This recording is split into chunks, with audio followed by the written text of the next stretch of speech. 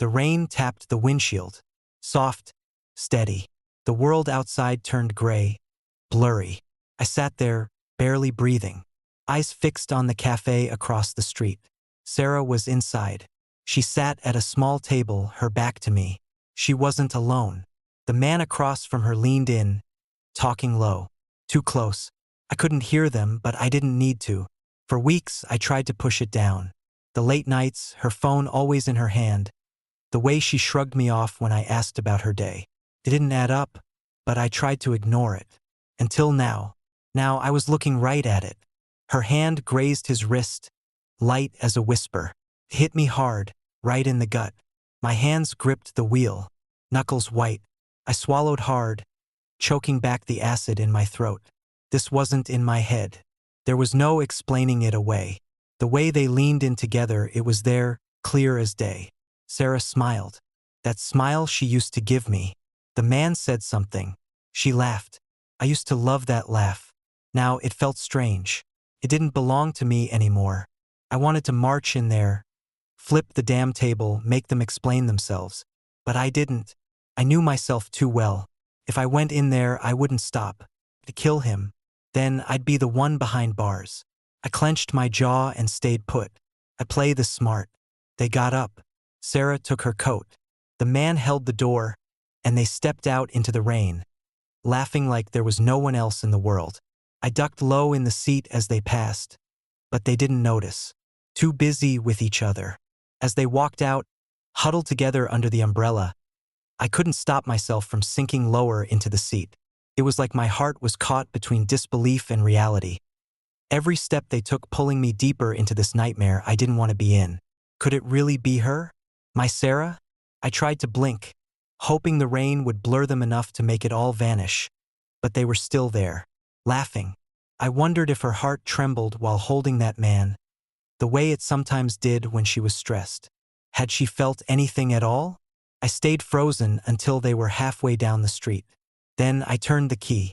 The engine hummed and I followed. Just far enough back to keep them in sight, but not close enough to get noticed. The rain on the windshield helped. My heart thudded in my chest. I needed to see where they were going. I needed to know. The man hailed a cab. Sarah slid into the back. The cab pulled away, and I followed, lights blurring through the rain. My hands shook, but I didn't lose them. My mind raced.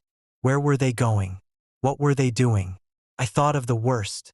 The cab turned onto a quiet street, and I stayed with them, keeping to the shadows.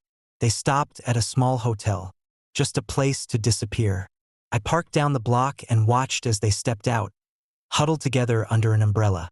They talked a little, then walked inside, arm in arm. I watched the door close behind them. I exhaled, not even realizing I'd been holding my breath. My mind went blank for a moment. Maybe it was trying to save me from the truth. But there was no saving me. She was cheating, and now I knew for sure. The rain hammered down on the car roof, louder now, like the storm inside me. I sat there, listening to it pound, each drop hitting like an echo of the scene I couldn't shake. Sarah laughing, her hand brushing his arm, the two of them slipping into the hotel as if it was the easiest thing in the world. It played on a loop in my head, over and over. I could feel it burrowing in, sharp, like a splinter I couldn't pull out.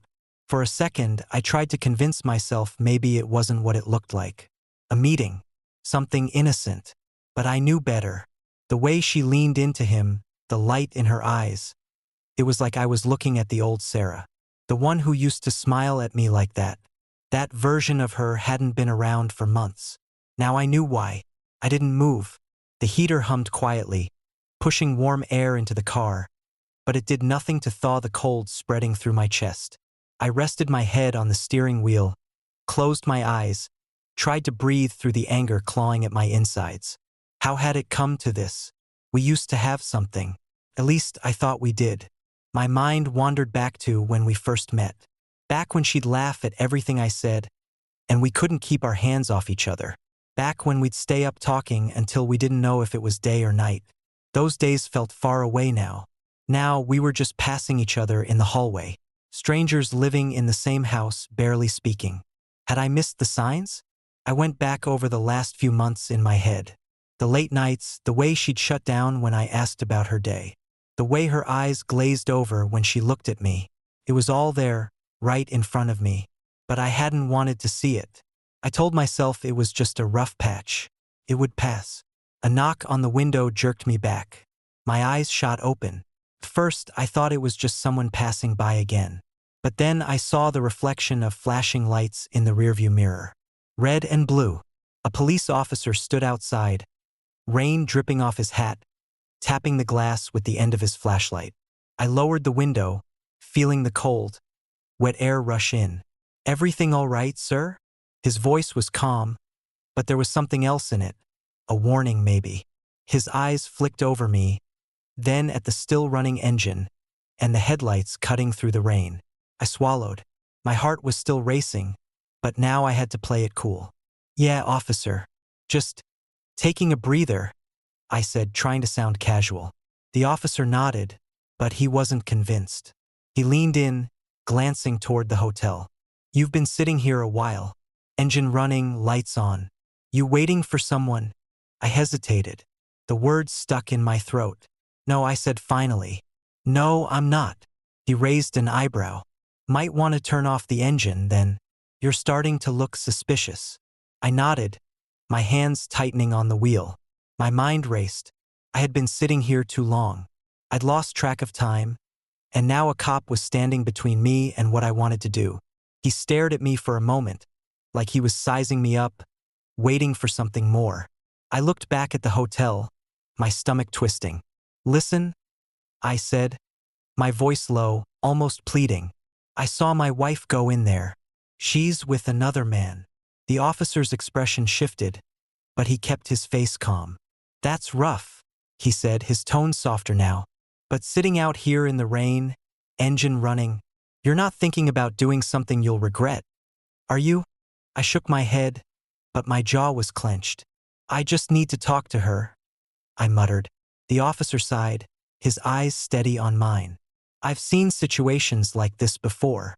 You go in there now, it's not going to end the way you think. Trust me." I felt my chest tighten. I wanted to argue, to tell him to get out of my way. But he wasn't wrong.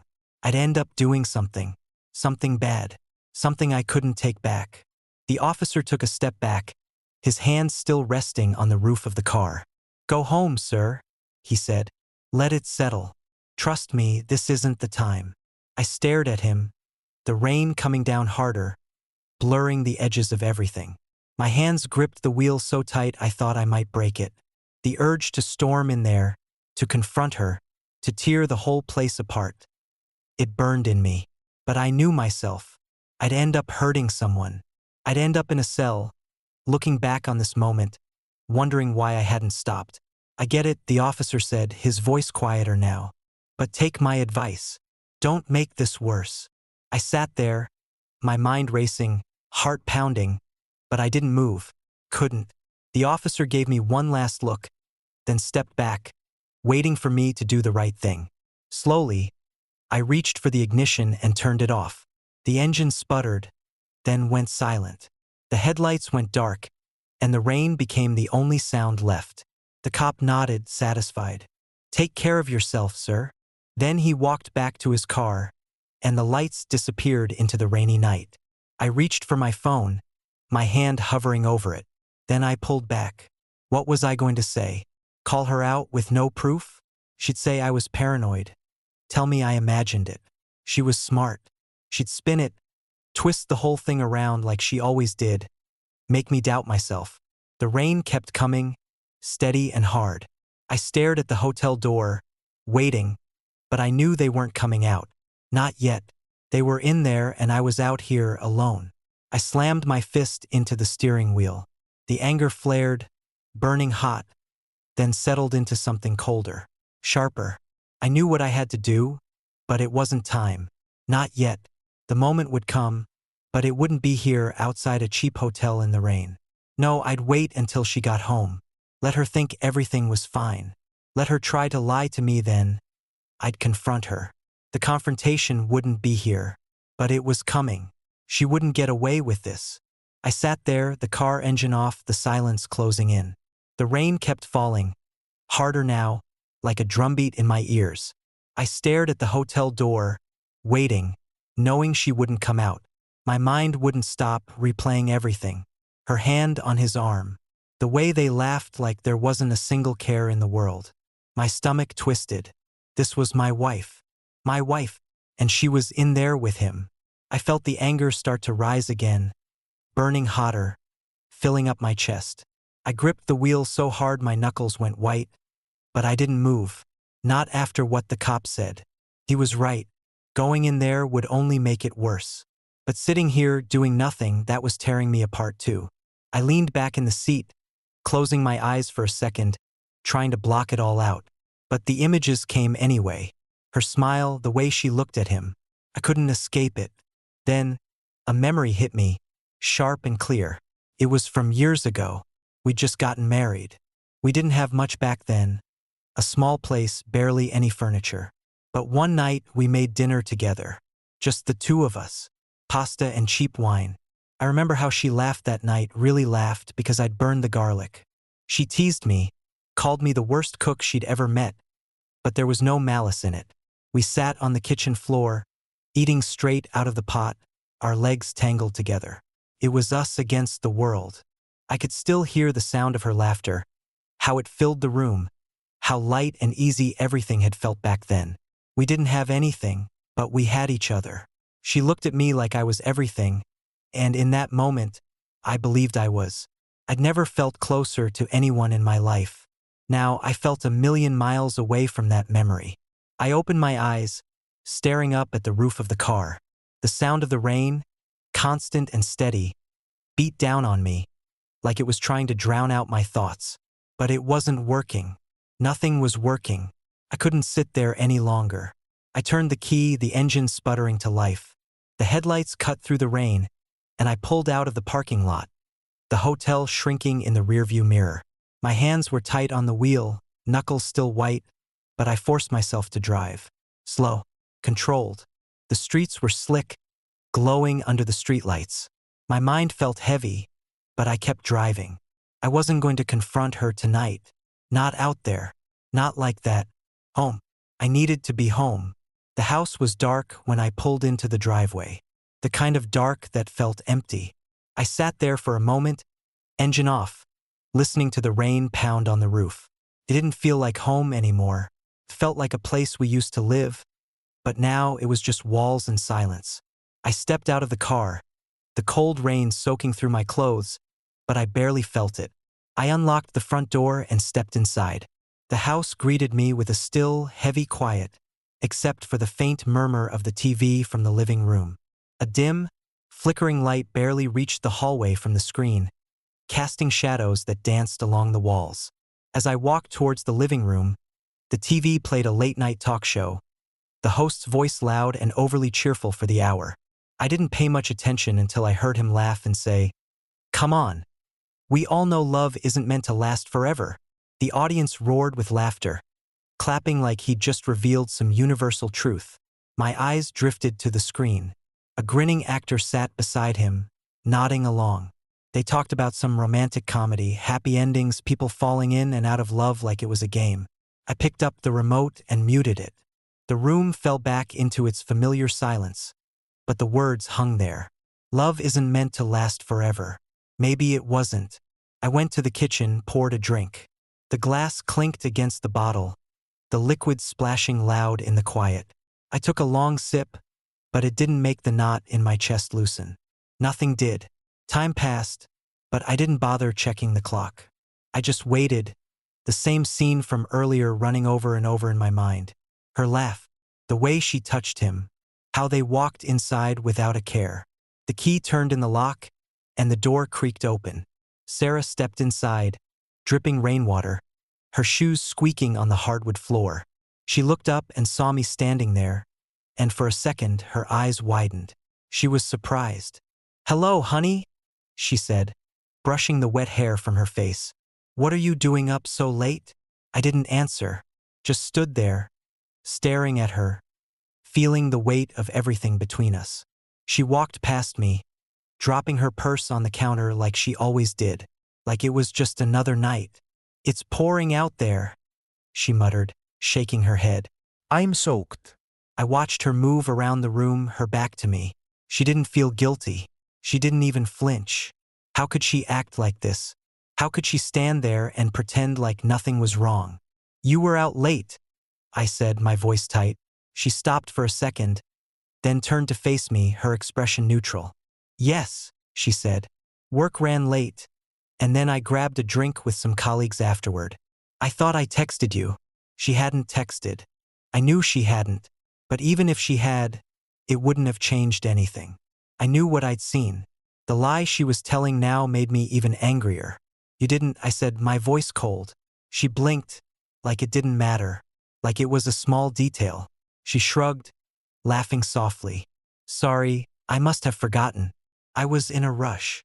The casualness of it hit me hard. She was lying so smooth, so easy, and she thought she could get away with it. She stood there, dripping from the rain.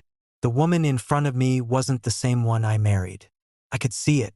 The words she said felt empty, like she was trying to build a wall between us.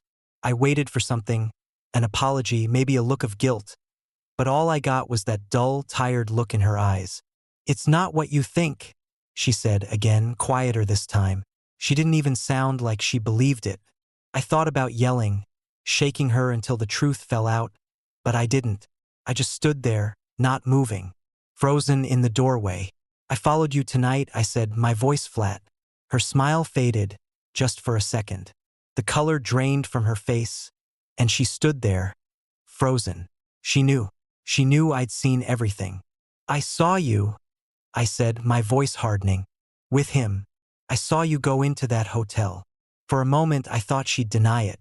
But then something changed. Her eyes narrowed, her posture straightened. She crossed her arms and met my gaze. Her chin lifted. And what? She snapped, her voice sharp. You followed me? Now you think you know everything. I couldn't believe what I was hearing. She was turning it around on me, trying to make me doubt what I knew was true. I know enough, I said, my voice cold. You don't know anything, she shot back.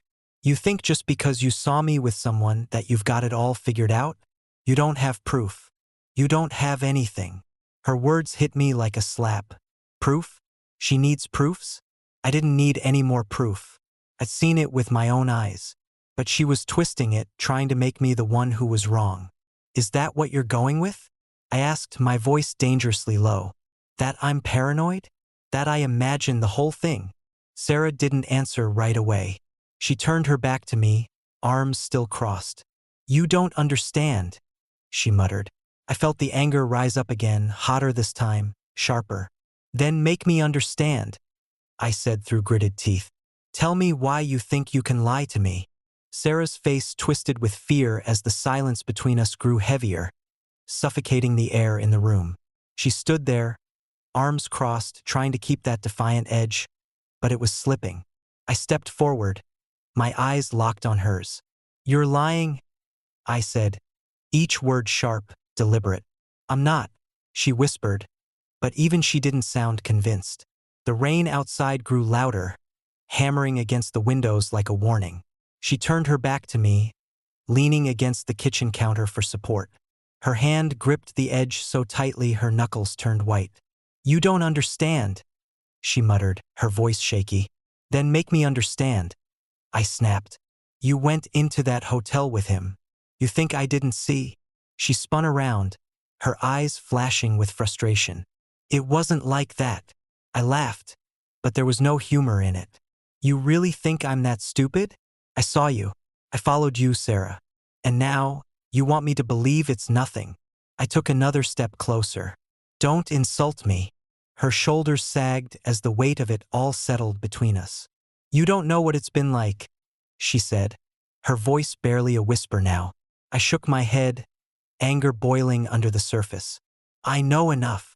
Tears welled up in her eyes, but she wiped them away quickly, refusing to let them fall. We didn't do anything, she said softly. I clenched my fists, the anger rising. You went into that hotel together. I don't need to hear anything else. Her eyes darted away, avoiding mine. Her defenses were crumbling. The truth was coming, but it wasn't going to heal anything. I could feel it. This was the moment everything fell apart. How long? I asked, my voice steady, almost too calm. Sarah hesitated, her voice catching in her throat. A few months. I closed my eyes, the betrayal hitting harder than I thought possible. Months, I whispered, as if saying it out loud made it real. When I opened my eyes, she was standing there, guilt and fear etched across her face. The woman I loved, the woman I thought I knew, was gone. This stranger had taken her place. We didn't, she started, but I cut her off. I don't care what you did or didn't do, I said, my voice trembling with anger. You let him in. You let him into our life. Our marriage. She took a step toward me, her face wet with tears. Jake, I'm so sorry. I didn't mean for it to happen. I was lonely. You've been so distant. And I didn't know what to do. I just needed someone to talk to. I shook my head, backing away from her. You needed someone to talk to? I said, disbelief and rage mixing in my words. So, you found him? You think that makes this better? No, she cried, reaching out toward me. But I stepped back. It doesn't. I know that. But I still love you, Jake. I never stopped. Please, just. Her words were cut short as she gasped, her hand clutching at her chest. Her eyes widened in panic, and she stumbled back against the counter. Jake, she whispered, her voice strained and desperate. I stood there, frozen, watching as she sank to the floor. Her breathing became ragged, each breath a struggle. She clutched her chest tighter, her face twisted in agony. Jake, help me, she gasped, her eyes pleading. I watched her, the anger still burning hot in my veins. She had lied to me, betrayed me, and now she was asking for my help. My hand hovered over my phone, the weight of it heavy in my palm. But I didn't move. She writhed on the floor, gasping for air, her face pale and drawn. The rain outside pounded harder, echoing the chaos inside my head. I looked down at her, the woman who had shattered everything we'd built together. Her breaths were coming faster now, shorter, more desperate. She reached out toward me, her fingers trembling. She begged for help, her voice barely audible. Please. I stood over her, the phone in my hand, my heart pounding in my chest. Every memory we'd shared, every moment we'd spent together, flashed before my eyes. The love, the trust, the life we'd built. It was all gone, all because of her. I raised the phone, my hand trembling as I hovered between the past and the present. But I stayed silent. It wasn't just my heart that was broken. The room was still, except for the sound of her labored breathing. Thanks for watching this emotional story of love, lust, and lies. Hope it touched your heart. If you enjoyed it, please like the video, subscribe to the channel, and hit the notification bell so you don't miss a fresh story every day. Love to hear your thoughts in the comments, so feel free to share your experiences and tell your story.